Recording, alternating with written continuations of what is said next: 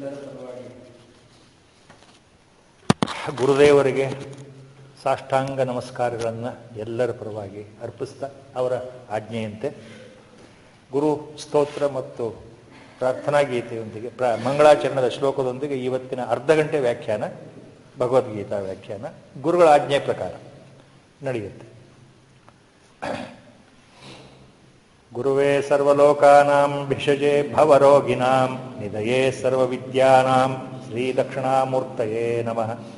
ಸದಾಶಿವಸಮಾರಂಭಾಂ ಶ್ರೀ ಶಂಕರಾಚಾರ್ಯ ಮಧ್ಯಮಾಂ ಅಸ್ಮದಾಚಾರ್ಯಪರ್ಯಂತಾಂ ವಂದೇ ಗುರುಪರಂಪರಾಂ.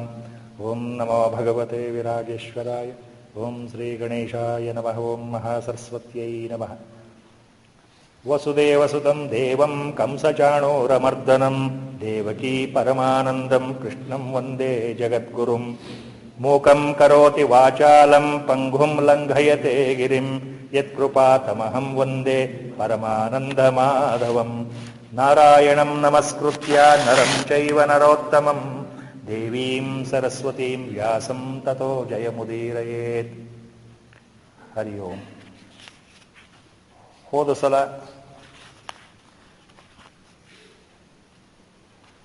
ಮೂರನೇ ಅಧ್ಯಾಯ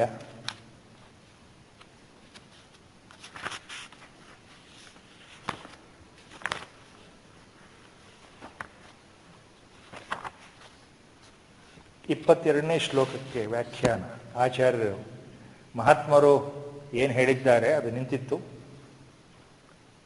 ಅದಕ್ಕೆ ಮೊದಲು ಪೂರ್ವಿಭಾವಿಯಾಗಿ ಇವತ್ತಿನ ಒಂದು ವಿಶೇಷ ಪರ್ವ ದಿವಸ ನಮ್ಮ ದೇಶದಲ್ಲಿ ಚಾಂದ್ರಮಾನ ಪಂಚಾಂಗದ ಪ್ರಕಾರ ಇಡೀ ದೇಶದಲ್ಲಿ ಇವತ್ತು ಕೃಷ್ಣ ಜನ್ಮಾಷ್ಟಮಿ ಸಾಯಂಕಾಲದಿಂದ ಉತ್ಸವ, ಅನುಷ್ಠಾನ, ಪೂಜೆ ಎಲ್ಲವೂ ಪ್ರಾರಂಭ. ವಿಶೇಷವಾಗಿ ಮಥುರಾದಲ್ಲಿ ಮತ್ತು ದ್ವಾರಕಾದಲ್ಲಿ ಇವತ್ತು ವಿಶೇಷ ಪೂಜೆ. Very auspicious day of Krishna Janmashtami today as per our Hindu lunar calendar. Today is Janmashtami. Ashtami Tithi in the Rohini Nakshatra, in the night time, in the prison, after midnight, the avatara of Krishna took place in the human form. ಬಹಳ ಒಂದು ವಿಶೇಷವಾದ ಸಂಗತಿ we have to remember. ತ್ರೇತಾಯುಗ ರಾಮಾವತಾರ accord in Ikshvaku ವಂಶ, Raghuvamsha, that is known as Suryavamsha. So ರಾಮಾವತಾರ accord in the morning, day time, Punarvasu ನಕ್ಷತ್ರ. The ಕೃಷ್ಣಾವತಾರ ಇನ್ ದ ನೆಕ್ಸ್ಟ್ ದ್ವಾಪರ ಯುಗ accord because he belonged to the Chandravamsha, Yaduvamsha, Chandravamsha. So, Avatara appeared in the human form in the night time. So, today being the Krishna Janmashtami day, very auspicious day, so again I prostrate at the lotus feet of Gurudev so that on this special occasion, his blessings be there on all of us. 22nd shloka we had stopped. Name parthasi kartavyam trishu lokeshu kinchana danavaptam avaptavyam vartayeva cha karmani. So Lord is giving direct upadesha to Arjuna, first time explaining his position as avatara purusha or yuga purusha. Lord has made the point very clear in the previous shloka. There is nothing for me, any karma or action in all the three worlds. I am beyond all these things. So indirectly he is telling that he is the Yuga Purusha or Avatara Purusha. He is Parabrahma Swarupa in the human form. So there is nothing that I should obtain. There is nothing that I cannot obtain. ನನಗೆ ಪ್ರಾಪ್ತಿಯಾಗತಕ್ಕಂಥದ್ದು, ಪಡ್ಕೊಳ್ತಕ್ಕಂಥದ್ದು ಏನೂ ಇಲ್ಲಪ್ಪ. ಯಾವ ಆಸೆಯಿಂದ ನೀವು ಕರ್ಮಗಳನ್ನು ಮಾಡ್ತೀರಿ ಮನುಷ್ಯ ಮಾತ್ರದವರು, ಆ ಥರ ಆಸೆಗಳೇ ನನಗೆ ಇಲ್ಲದೆ ಇರೋದ್ರಿಂದ, ಪಡಿಬೇಕಾಗಿರೋದು ಅಥವಾ ಪಡಿದೇ ಇರತಕ್ಕಂಥದ್ದು ಎರಡೂ ಇಲ್ಲದೆ ಇರೋದ್ರಿಂದ ನನಗೆ ಕರ್ಮ ಬಂಧನವೇ ಇಲ್ಲ. ಅಂದರೆ ನಾನು ಕರ್ಮವನ್ನು ಮಾಡಬೇಕಾಗಿಲ್ಲ ಅಂತ ಪರಮಾತ್ಮ ಹೇಳಿಬಿಟ್ಟ. I need not work, I need not do any karma. Arjuna, But yet, he is making the point very clear in the next shlokas. Next two shlokas, now, in fact, the next two shlokas, 23 and 24 are important in the sense, now he is giving out the secrets. He is giving out the secrets. We are coming to that now. What he says, why I need not do any work? ನನಗೆ ಯಾವ ಕರ್ಮ ಬಂಧನೂ ಇಲ್ಲ ಅಂತ ಪರಮಾತ್ಮ ಯಾಕೆ ಹೇಳ್ತಾ ಇದ್ದಾನೆ? ಅರ್ಜುನನಿಗೆ ಇನ್ನೂ ಪರತತ್ವ ಏನು ಅಂತ ಅರ್ಥ ಆಗಿಲ್ಲ. ಎದುರಿಗೆ ನಿಂತಿರೋನು ನನ್ನ ಸಖ, ನನ್ನ ಮಿತ್ರ, ನನ್ನ ಬಂಧು, ನನ್ನ ಭಾವ, ನನ್ನ ಹೆಂಡತಿಯ ಅಣ್ಣ, ಇದೇ ಭಾವನೆ ಇದೆ. Still Arjuna carries that impression in the mind that he is his brother-in-law. Krishna is his brother-in-law and he is his close friend, closest friend. He is not fully aware of the real identity of the Lord himself. ಎಲ್ಲಿವರೆಗೆ next in the coming chapter, when we come to Vishwarupa Darshana, there for the first time Arjuna is made to believe the real secret significant point of Krishna Avatara Tattva. When he shows his Virat Rupa, till that time, the final, the point in the Arjuna's mind is not there. So, Krishna is giving out hint, one by one the hints, who he is. ನಾನು ಯಾರು ಅಂತ ಅರ್ಜುನನಿಗೆ ಅರ್ಥ ಆಗದೆ ಇರೋದ್ರಿಂದ ಆತನಿಗೆ ಹೇಳಬೇಕಲ್ಲ. So ಮುಂದಿನ ಎರಡು ಶ್ಲೋಕ ಏನಿದೆ, they are very secrets. He is giving out the secrets of Avatara Tattva. Sakara Parabrahma Tattva taking human form, and he being the Mayadhyaksha and Karmadhyaksha both. The Maya is under his control, the whole Vidhi or law of karma or Karma Siddhanta, that is under his control. So Lord says, यदि ह्ययं न वर्तेयं जातु कर्मण्यतन्द्रितः मम वर्त्मानु वर्तन्ते मनुष्याः पार्थ सर्वशः यदि हि अहं न वर्तेयं जातु कर्मणि अतन्द्रितः. Now he is making very clear. यदि हि अहं न वर्तेयं. So therefore remember Arjuna, why I said that there are no karma for me in all the three worlds. ಮೂರು ಲೋಕಗಳಲ್ಲಿ ಭೂಲೋಕ, ಸ್ವರ್ಗ ಮತ್ತು ನರಕ ಅಂತ ಲೆಕ್ಕ ಇಟ್ಕೊಂಡ್ರೆ, ಈ ಮೂರೂ ಲೋಕಗಳಿಗೆ ನನಗೆ ಯಾವ ಕರ್ತವ್ಯವೂ ಇಲ್ಲ ಅಂತ ನಾನು ಯಾಕೆ ಹೇಳ್ತಾ ಇದ್ದೀನಿ ಅಂದ್ರೆ ಒಂದು ವೇಳೆ ನಾನು ಜಾಗರೂಕನಾಗಿ ಕರ್ಮಗಳನ್ನ ಮಾಡದೇ ಇದ್ರೆ ನನಗೆ ಮಾಡಲೇಬೇಕು ಅಂತ ಏನೂ ಇಲ್ಲಪ್ಪ, ಆದರೂ ನಾನು ಮಾಡ್ತಾ ಇದ್ದೇನೆ ಅಂತ ತೋರಿಸ್ಕೊಳ್ಬೇಕಲ್ಲ Krishna. Though I have no duty to perform, still I am doing the duty. I am doing karma. So he has to make that point very clear. ಅರ್ಜುನನ ಮನಸ್ಸಿಗೆ ಹೋಗ್ಬೇಕಲ್ಲ, ನೋಡಪ್ಪ ಅರ್ಜುನ, ನಾನು ಏನೂ ಮಾಡಬೇಕಾಗಿಲ್ಲ ಆದರೂ ಮಾಡ್ತಾ ಇದ್ದೇನೆ ಅಂತ ಹೇಳಬೇಕಲ್ಲ. ಹೇಗೆ ಕನ್ವಿನ್ಸ್ ಮಾಡಬೇಕು, ಹೇಗೆ ಅವನಿಗೆ ಅರ್ಥ ಮಾಡಿಸ್ಬೇಕು? ಇಲ್ಲಿ ಮೊದಲನೇ ಸೀಕ್ರೆಟ್ ಹೊರಗೆ ಬರ್ತಾ ಇದೆ. Now the first secret is coming out. What is the first secret? The insight of the shloka.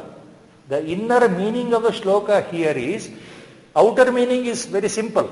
What is the outer meaning? Lord says, ಅರ್ಜುನನಿಗೆ ಏನು ಹೇಳ್ತಾ ಇದ್ದಾನೆ ಪರಮಾತ್ಮ? ಯದಿ ಹಿ ಅಹಂ ನ ವರ್ತೇಯಂ ಜಾತು ಕರ್ಮಣಿ ಅತಂದ್ರಿತಃ ಮಮ ವರ್ತ್ಮಾನ್ ವರ್ತಂತೆ ಮನುಷ್ಯಾಃ ಪಾರ್ಥ ಸರ್ವಶಃ. ನಾನು ಒಂದು ವೇಳೆ ಎಚ್ಚರಿಕೆ ಇಲ್ಲದೆ, ಜಾಗರೂಕನಾಗಿ ಇರದೆ, ಆಲಸಿಯಾಗಿ, ಸೋಮಾರಿಯಾಗಿ, ಸಾಧಾರಣ ಮನುಷ್ಯರ ತರಹ ಕರ್ಮವನ್ನೇ ಮಾಡೋದು ಬಿಟ್ಟು ಬಿಟ್ರೆ, ಒಂದು ಪಕ್ಷ ನಾನು ಕರ್ಮವನ್ನೇ ಮಾಡದೇ ಇದ್ರೆ, ಅಂದ್ರೆ ನನ್ನ ಕೆಲಸವನ್ನು ನಾನು ಮಾಡದೇ ಇದ್ರೆ ಏನಾಗುತ್ತೆ ಅರ್ಜುನ? ಎಲ್ಲ ಈ ಲೋಕದ ಜನರು ನನ್ನನ್ನೇ ಅನುಸರಿಸ್ತಾರೆ. ಮಮ ವರ್ತ್ಮ ಅನುವರ್ತಂತೆ ಮನುಷ್ಯಾಃ ಸರ್ವಶಃ Partha. Arjuna, people will follow me only. People will look me as the eminent personality. Earlier he had said, people follow the VIPs, people follow celebrities, people follow eminent personalities. Whatever they do, we tend to follow them. We are influenced by the actions of great men. ಅದು ಮೊದಲೇ ಹೇಳ್ಬಿಟ್ಟಿದ್ದಾನೆ ಕೃಷ್ಣ. ಶ್ರೇಷ್ಠ ವ್ಯಕ್ತಿಗಳು ಏನು ಮಾಡ್ತಾರೋ ಅದನ್ನ ಎಲ್ಲ ಇತರ ಜನಗಳು ಅನುಸರಣೆ ಮಾಡ್ತಾರಪ್ಪ. ಹಾಗೆ ಹೀಗೆ ತನ್ನ ಬಗ್ಗೆ ಹೇಳ್ತಾ ಇದ್ದಾನಲ್ಲ. ನಾನು ಒಂದು ವೇಳೆ ಜಾಗರೂಕತೆಯಿಂದ ನನ್ನ ಕರ್ತವ್ಯ ಕರ್ಮವನ್ನು ಮಾಡದೇ ಇದ್ರೆ ಏನಾಗುತ್ತೆ? ಜನಗಳು ನನ್ನನ್ನೇ ಅನುಸರಿಸ್ತಾರಪ್ಪ. People also follow me if I don't do the work, they also don't do the work ಅಂತ ಮೇಲ್ನೋಟದ ಅರ್ಥ, outer meaning. Now, what is the significance here? The significance is tagged on to the next shloka. ನಾನೇನು ಕೆಲಸ ಮಾಡದೇ ಇದ್ರೆ ಜನಗಳು ಸುಮ್ಮನೆ ಆಗ್ಬಿಡ್ತಾರೆ. ಕೃಷ್ಣನೇ ಮಾಡ್ತಾ ಇಲ್ಲ, ನಾನು ಯಾಕಪ್ಪ ಮಾಡಬೇಕು? Lord himself is not doing any work. He is not showing the way. He is not doing any righteous thing nor evil thing. He is simply escaping from his responsibility. He is escaping from his allotted duty, escaping from his dharma. Then why I should do? Then why I should do? When he himself is not doing. So that is how the people will follow. That is what Lord is hinting at. ಜನ ನನ್ನನ್ನೇ ಅನುಕರಿಸ್ತಾರಪ್ಪ. ಸರ್ವಶಃ ಮನುಷ್ಯ ಅನುವರ್ತಂತೆ ಮಮ ವರ್ತಮ. Whatever I do they follow it. ನಾನು ಮಾಡೋದನ್ನು ಅವರು ಮಾಡ್ತಾರೆ. ನಾನು ಏನು ಮಾಡದೇ ಇದ್ರೆ ಅವರು ಏನು ಮಾಡಲ್ಲ. ನೀವು ಯಾರು ಏನು ಮಾಡೋದಿಲ್ಲ. ಯಾಕೆ? ಅದರಿಂದ ಏನಾಗುತ್ತೆ? What happens? What happens?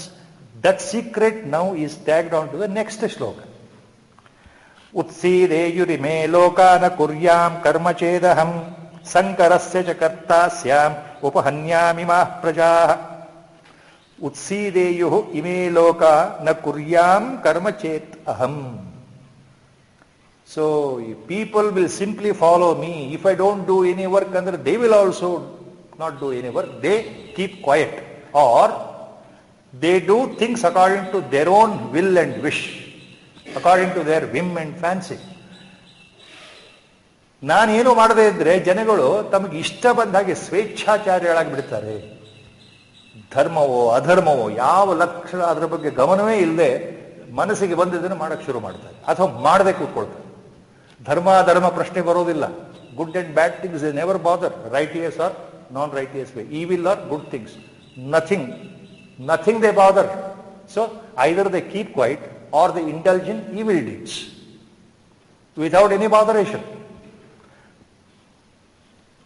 So ಈ ರೀತಿ ಮಾಡೋದ್ರಿಂದ ಇಮೇ ಲೋಕ ಅಂದ್ರೆ ಈ ಲೋಕದ ಜನಗಳು ಅಧರ್ಮಿಗಳಾಗಿ ಹೋಗ್ಬಿಟ್ರೆ, ಮನಸ್ಸಿಗೆ ಬಂದಿದ್ದು ಮಾಡ್ತಾ ಹೋದ್ರೆ ಏನಾಗುತ್ತೆ?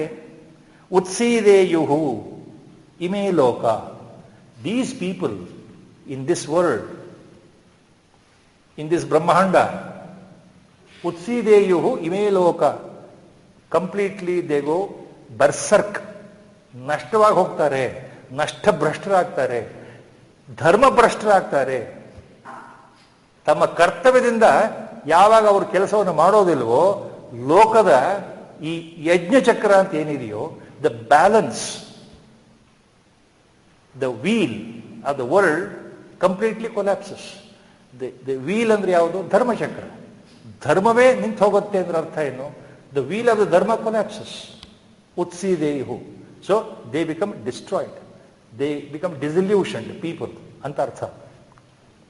ಸೊ ದಟ್ ಲೀಡ್ಸ್ ಟು ಸಂಕರಸ್ಯ ಚ ಕರ್ತಾಸ್ಯಾಂ ಉಪಹನ್ಯಾಮಿಮಾ ಪ್ರಜಾ.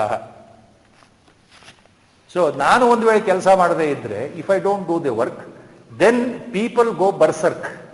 ಜನಗಳು ನಷ್ಟರಾಗ್ತಾರೆ, ಭ್ರಷ್ಟರಾಗ್ತಾರೆ, ಧರ್ಮಭ್ರಷ್ಟರಾಗ್ತಾರೆ, ಮನಸ್ಸಿಗೆ ಬಂದದ್ದು ಮಾಡ್ತಾರೆ. ಅಂದ್ರೆ ಏನು ಬೇಕಾದ್ರೂ ಆಗುತ್ತೆ. ಜಗತ್ತಿನಲ್ಲಿ ಧರ್ಮ ಅನ್ನೋದು ಉಳಿಯಲ್ಲ, ಅಧರ್ಮವೇ ಉಂಟಾಗತ್ತೆ. ಸ್ವೇಚ್ಛಾ ಮಾರ್ಗದಲ್ಲಿ ಜನ ನಡೀತಾರೆ, ಅಧರ್ಮದ ಕಲ್ಪನೆಯೇ ಉಳಿಯೋದಿಲ್ಲ. ಇದರಿಂದ ಸಂಕರಸ್ಯ, ವರ್ಣ ಸಂಕರಕ್ಕೆ ನಾನು ಕಾರಣ ಆಗ್ತೇನೆ. ಸಂಕರಸ್ಯ ಚ ಕರ್ತ ಸ್ಯಾಂ ಉಪಹನ್ಯಾಮಿಮಾ ಪ್ರಜಾ. Then I will be responsible for the actions of the people, because they perform all illegal way their actions beyond dharma. So it also leads to mixing of the clan, mixing of the caste, mixing of the race, so that no semblance, no social order is left in the society. ಸಮಾಜದಲ್ಲಿ ಒಂದು ಮರ್ಯಾದೆ, ಲೋಕ ಮರ್ಯಾದೆ, ನಮ್ಮ ಕರ್ತವ್ಯಗಳನ್ನು ಮಾಡತಕ್ಕಂಥ ಪ್ರಜ್ಞೆ, ನಮ್ಮ ವರ್ಣಕ್ಕೆ ಸೇರಿದಂತಹ ನಮ್ಮ ಕರ್ತವ್ಯಗಳು ಮಾಡಬೇಕಾಗಿರೋ ಪ್ರಜ್ಞೆನೇ ಇರೋದಿಲ್ಲಪ್ಪ Arjuna. Kshatriyas will not perform their duty in Tartha. Remember, in Dwapar Yuga, end of Dwapar Yuga, this Varna concept was very, very particularly established right from Kruta Yuga. Now in Kali Yuga that is gone. But up to Dwapar Yuga it was there.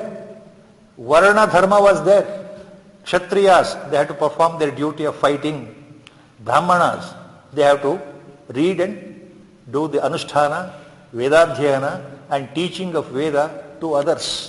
Uplift the society. ಬ್ರಾಹ್ಮಣ ಅಂತಂದ್ರೆ ವರ್ಣ ಏನು ಅಂದ್ರೆ ಜನಗಳಿಗೆ ಒಂದು ಮಾರ್ಗ ತೋರಿಸೋದು, ಸರಿಯಾದ ದಾರಿ ತೋರಿಸೋದು, ಅವ್ರನ್ನ ಒಳ್ಳೆ ಮಾರ್ಗಕ್ಕೆ ಕರ್ಕೊಂಡ್ಬರೋದು, ಅದೊಂದು ವರ್ಣ ಅಂತ ಇತ್ತು.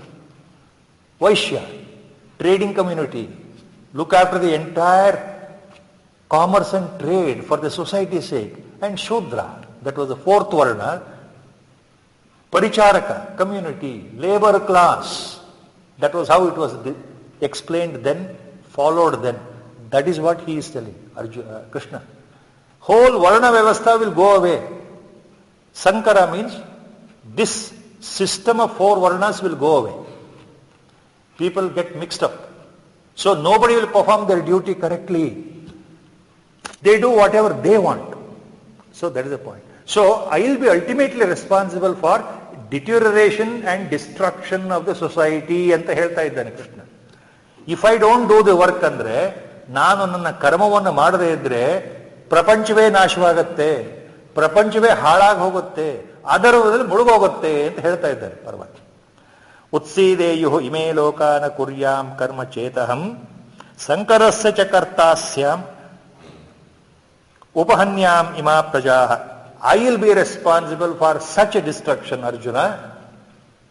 That is why I am doing. ಇದೆಲ್ಲ ಯಾಕೆ ಹೇಳ್ತಾ ಇದ್ದೇನೆ ಅಂದ್ರೆ, ನಾನು ನನ್ನ ಕರ್ತವ್ಯ ಅಂದ್ರೆ ನನ್ನ ಕರ್ಮವನ್ನು ನಾನು ಮಾಡದೇ ಇದ್ರೆ ಜಗತ್ತೇ ಹಾಳಾಗತ್ತೆ. ಅದಕ್ಕೋಸ್ಕರ ನನ್ನ ಕರ್ಮವನ್ನು ನಾನು ಮಾಡ್ತಾ ಇದ್ದೇನೆ. ಆದ್ರಿಂದ ನೀನು ನಿನ್ನ ಕರ್ಮವನ್ನು ಮಾಡು ಅಂತ hint. So I am doing the work without any benefit. When that is the case, you cannot shirk from your duty of fighting. Ultimately, every hint for Arjuna is to come and fight. You can't sit quietly. You can't give up fighting. You can't run away from battles. ಅದೇ ಮೂಲವಾದ ಉದ್ದೇಶ. ಪರಮಾತ್ಮನ ಉದ್ದೇಶ ಏನು ಅಂದ್ರೆ, ಎಲ್ಲ ವಿಷಯಗಳನ್ನ ಉಪದೇಶ ಮಾಡ್ತಾ ಮಾಡ್ತಾ ಅರ್ಜುನನಿಗೆ ಪ್ರತಿ ಶ್ಲೋಕದಲ್ಲೂ ಅಥವಾ ಕೆಲವು ಶ್ಲೋಕದ ಕೊನೆಯಲ್ಲಾದರೂ, ನೋಡಪ್ಪ ನೀನು ಮಾಡಲೇಬೇಕು, ನಿನ್ನ ಕರ್ತವ್ಯ ನೀನು ಮಾಡಬೇಕು. You have to perform your allotted duty. That is the main upadesha for Arjuna. Now what is the insight of this shloka, 2 shlokas? What is the insight? What is the inner meaning? ಪರಮಾತ್ಮ ಹೇಳ್ತಾ ಇರೋದೇನು, ನನ್ನ ಕೆಲಸ ನಾನೇನು ಮಾಡಬೇಕಾಗಿಲ್ಲ. See, at one stage he says in the beginning, I need not do any work. Lord has no work. Lord has no karma bandhana. He is beyond everything.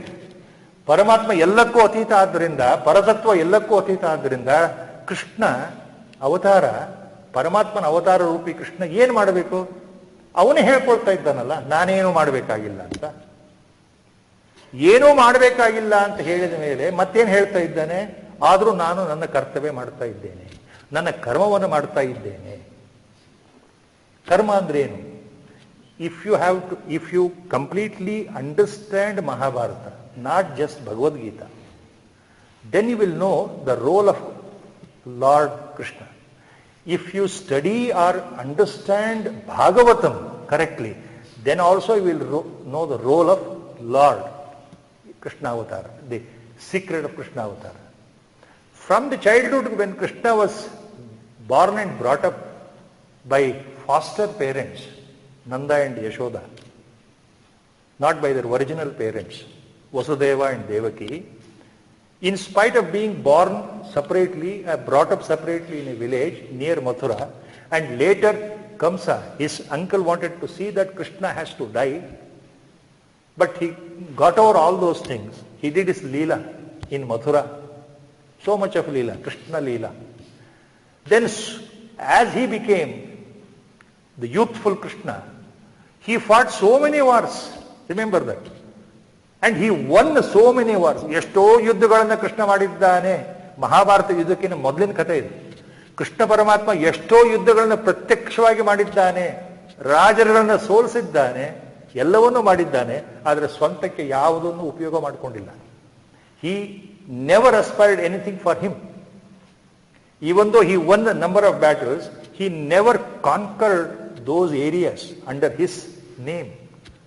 ಗೆದ್ದವ್ರು ಏನ್ ಮಾಡ್ತಾರೆ, ಸೋತ ದೇಶವನ್ನ ತಮ್ಮ ಅಡಿಯಾಳಾಗಿ ಮಾಡ್ಕೊಳ್ತಾರೆ. Natural law. But he never did that. Even in the Mahabharata war, you know what happened? Krishna never undertook himself to fight against anybody. ನಾನು ಯುದ್ಧ ಆಡಲ್ಲ ಅಂತ ಹೇಳ್ಬಿಡ್ತಾನೆ. That is already there. Duryodhana came, I want your help ಅಂದಾಗ what Krishna says? One Akshoni army is there.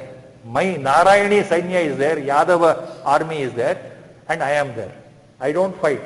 But my army will fight. One Akshohini, one division. You can choose anything you want. ಅಲ್ಲಿ ಹೇಳ್ತಾನೆ ಪರಮಾತ್ಮ. So ಯುದ್ಧವನ್ನೇ ಆಡದೇ ಇರತಕ್ಕಂಥ ವ್ಯಕ್ತಿ, ನನಗೆ ನೀನು ಸೈನ್ಯ ಬೇಕು, ನೀನು ಬೇಡ ಅಂತ ದುರ್ಯೋಧನ ಹೇಳಿದ ಮೇಲೆ ಸಂತೋಷವಾಗಿ ನನ್ನ ಸೈನ್ಯ ತಗೋ ಅಂತ ಹೇಳ್ತಾನೆ.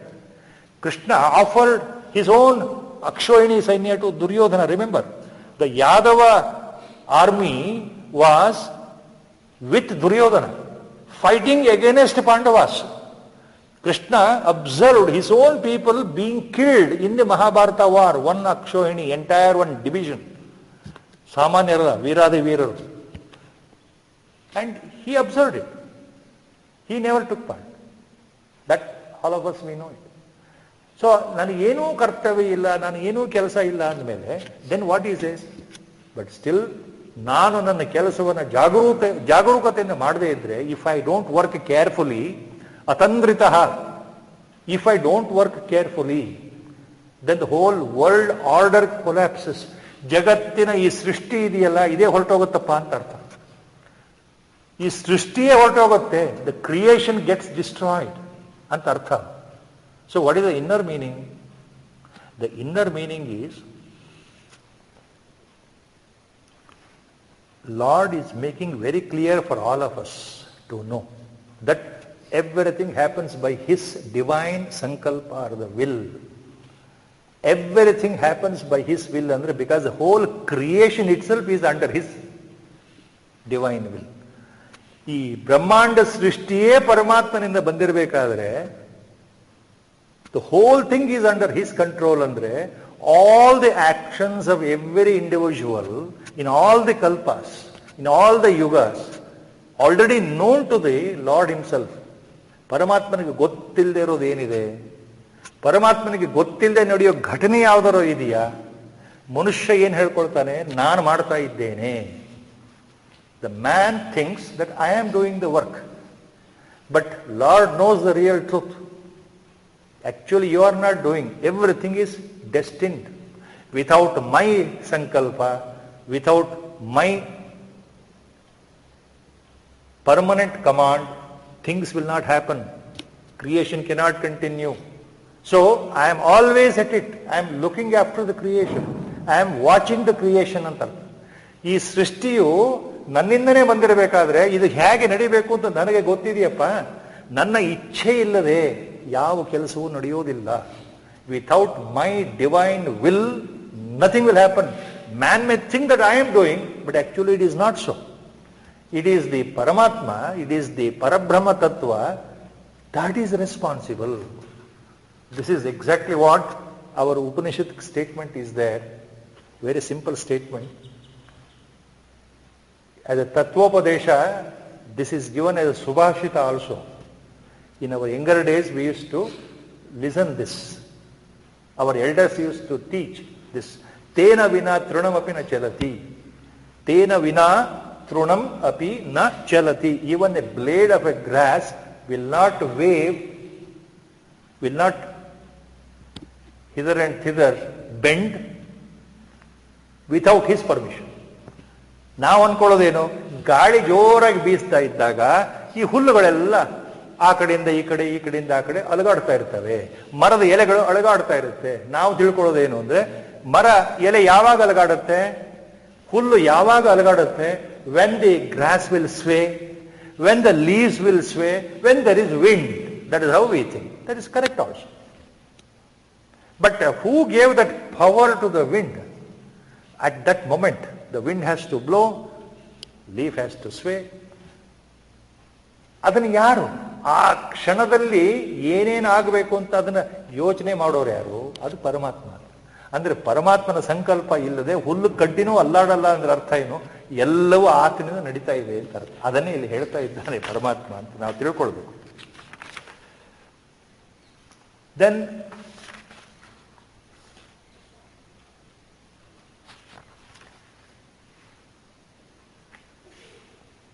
he makes this point very clear for us to understand in the next shloka. In the next shloka, he says, people do the karma, do the action, do the work, expecting some result. All the people in the entire loka, ಸಮಸ್ತ ಪ್ರಾಪಂಚಿಕ ಜನರು, ಪ್ರಪಂಚದಲ್ಲಿರೋ ಎಲ್ಲರೂ ಯಾಕೆ ಕೆಲಸವನ್ನು ಮಾಡ್ತಾರೆ? ಏನೋ ಒಂದು ಆಸೆಯಿಂದ ಮಾಡ್ತಾರಪ್ಪ.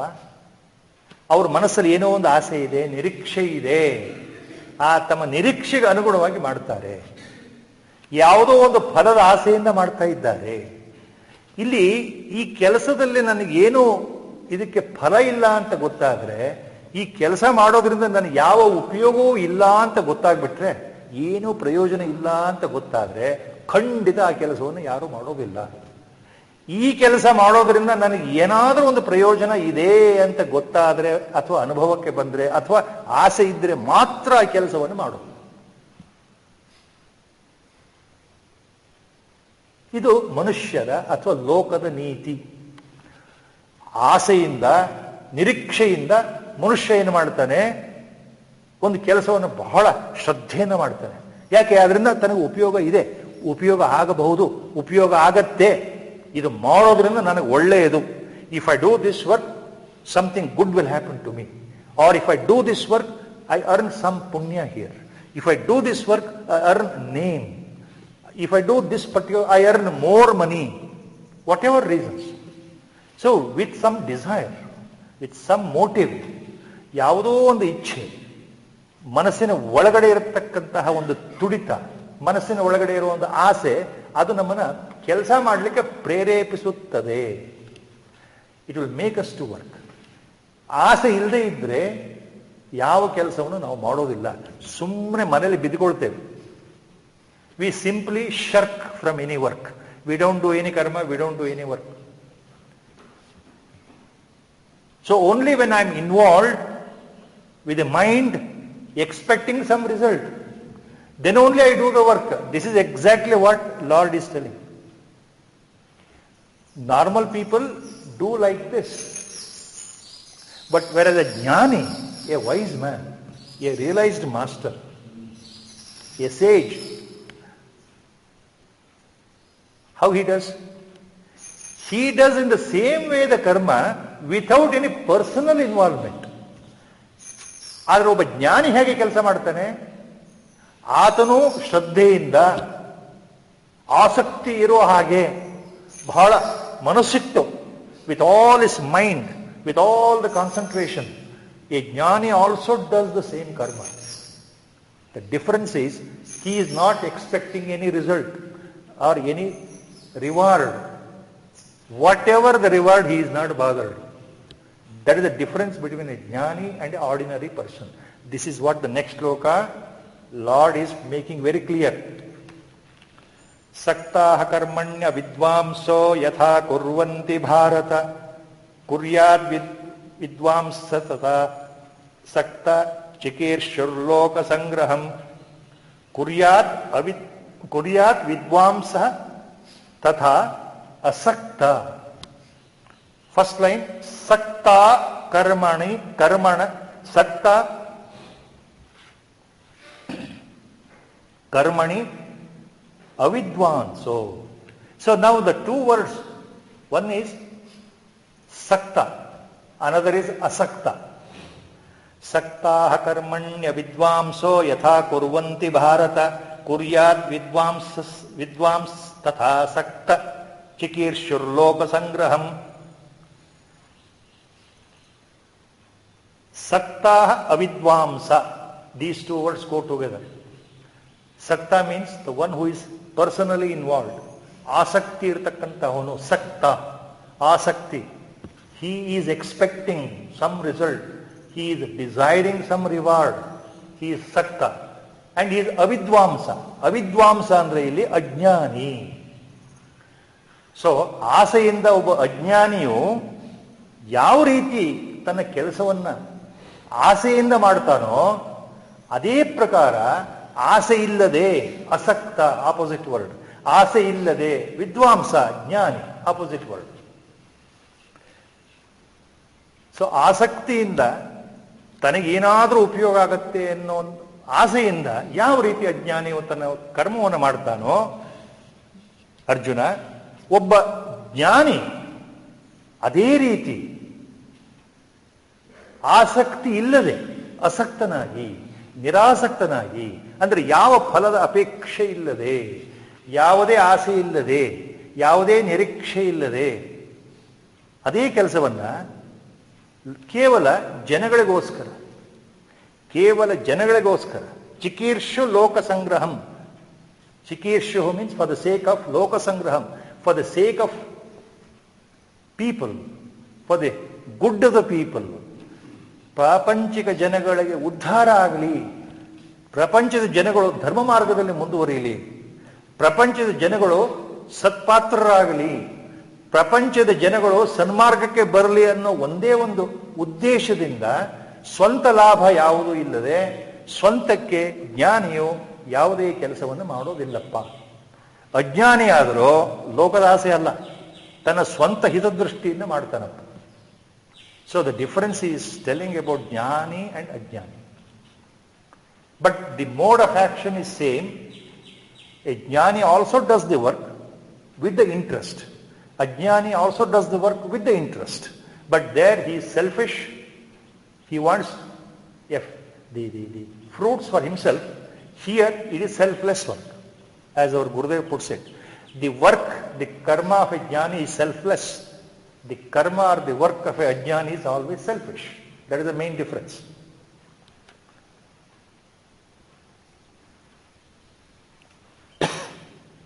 So, with these 25th ಶ್ಲೋಕ 4:15 ಆಗ್ತಾ ಇದೆ. ಗುರುಗಳ ಅಪ್ಪಣೆ ಅರ್ಧ ಗಂಟೆ. ಇವತ್ತಿನ ವ್ಯಾಖ್ಯಾನ ಇಲ್ಲಿಗೆ ನಿಲ್ತಾ ಇದೆ. ಮತ್ತೆ ಪ್ರಾರ್ಥನಾ ಶ್ಲೋಕದೊಂದಿಗೆ ಮಹಾಮಂಗಳಾರತಿ, ನಂತರ ಪ್ರಸಾದ, ಅಲ್ಲಿಗೆ ಮುಕ್ತಾಯ ಆಗುತ್ತೆ. ಗುರುಗಳಿಗೆ ಮತ್ತೊಮ್ಮೆ ಎಲ್ಲರ ಪರವಾಗಿ ನಮಸ್ಕಾರಗಳನ್ನು ಸಲ್ಲಿಸ್ತಾ ಪ್ರಾರ್ಥನಾ ಶ್ಲೋಕದೊಂದಿಗೆ ಇವತ್ತಿನ ವ್ಯಾಖ್ಯಾನ ನಿಲ್ತಾ ಇದೆ. ವಸುದೇವ ಸುತಂ ದೇವಂ ಕಂಸಚಾಣೂರಮರ್ದನಂ ದೇವಕೀ ಪರಮಾನಂದಂ ಕೃಷ್ಣಂ ವಂದೇ ಜಗದ್ಗುರುಂ ಮೂಕಂ ಕರೋತಿ ವಾಚಾಲಂ ಪಂಗುಂ ಲಂಘಯತೆ ಗಿರಿಂ ಯತ್ಕೃಪಾತಮಹಂ ವಂದೇ ಪರಮಾನಂದಮಾಧವಂ. ನಾರಾಯಣಂ ನಮಸ್ಕೃತ್ಯ ನರಂ ಚೈವ ನರೋತ್ತಮಂ ದೇವೀಂ ಸರಸ್ವತೀಂ ವ್ಯಾಸಂ ತತೋ ಜಯಮುದೀರಯೇತ್. ಹರಿ ಓಂ ತತ್ಸತ್. ನಮೋ